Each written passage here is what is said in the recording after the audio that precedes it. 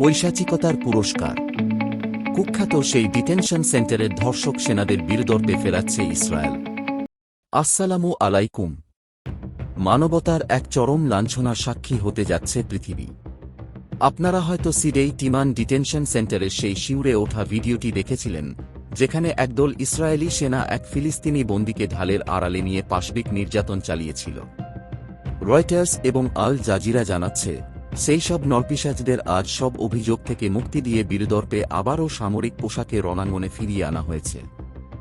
এটি কি কেবল বিচারহীনতা, নাকি অপরাধীদের রাষ্ট্রীয়ভাবে পুরস্কৃত করা?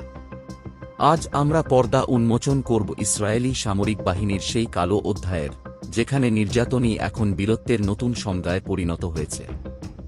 ঘটনার সূত্রপাত কুখ্যাত সিডেই টিমান কারাগারে। সিসিটিভি ফুটেজে দেখা গিয়েছিল, এক বন্দীকে একদল সেনা ঘিরে ধরে তার ওপর অকথ্য যৌন নির্যাতন চালাচ্ছে। নির্যাতনের তীব্রতা এতই ভয়াবহ ছিল যে ওই ফিলিস্তিনি নাগরিককে পাঁজর ভাঙা এবং ফুসফুস ও মলাশয়ের মারাত্মক আঘাত নিয়ে হাসপাতালে ভর্তি হতে হয়েছিল।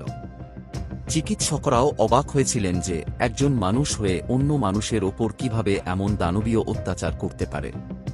কিন্তু আজ সেই সেনাদেরই নির্দেশ ঘোষণা করেছে ইসরায়েলি সেনাবাহিনী। ইসরায়েলের প্রধানমন্ত্রী বেনিয়ামিন নেতানিয়াহু এবং প্রতিরক্ষামন্ত্রী ইসরায়েল কাৎজ এই খুনিদের বীর যোদ্ধা হিসেবে অভিহিত করেছেন।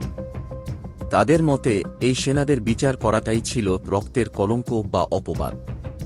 সামরিক অ্যাডভোকেট জেনারেল দাবি করেছেন, তদন্তের জন্য পর্যাপ্ত তথ্য মেলেনি, কারণ ভিকটিমকে গাজায় ফেরত পাঠানো হয়েছে। এটি কি তবে সুপরিকল্পিত কোনো বিচারহীনতার ছক? হিউম্যান রাইটস গ্রুপগুলো বলছে, ইসরায়েল আজ বিশ্বকে পরিষ্কার বার্তা দিচ্ছে যে ফিলিস্তিনিদের ওপর যে কোনো নির্যাতনই বৈধ। জাতিসংঘের বিশেষজ্ঞরা বারবার হুঁশিয়ারি দিয়েছেন যে ফিলিস্তিনি বন্দীদের ওপর যৌন সহিংসতা এখন ইসরায়েলি বাহিনীর একটি নিয়মিত পদ্ধতিতে পরিণত হয়েছে। সিডেই টিমানের ঘটনাটি ছিল কেবল একটি উদাহরণ, কিন্তু যেখানে স্পষ্ট ভিডিও প্রমাণ থাকার পরও খুনিরা মুক্তি পায়, সেখানে ইনসাফ শব্দটা আজ অর্থহীন। ইরান এবং অন্যান্য মানবাধিকার গোষ্ঠীগুলো বলছে, এটি কেবল ফিলিস্তিনিদের অপমান নয়, বরং পুরো বিশ্ব মানবতাকে এক নগ্ন চপেটাঘাত। দর্শক, আপনার কি মনে হয়, যেখানে খুনিরা বীরের বেশে ফিরে আসে, সেখানে ন্যায়বিচারের আশা করা কি বৃথা? ইসরায়েলি এই বর্বরতার শেষ কোথায়? কমেন্টে আপনার ক্ষোভ প্রকাশ করুন। সত্য প্রচার করতে আমাদের এই বিশেষ রিপোর্টটি শেয়ার করুন। ধন্যবাদ।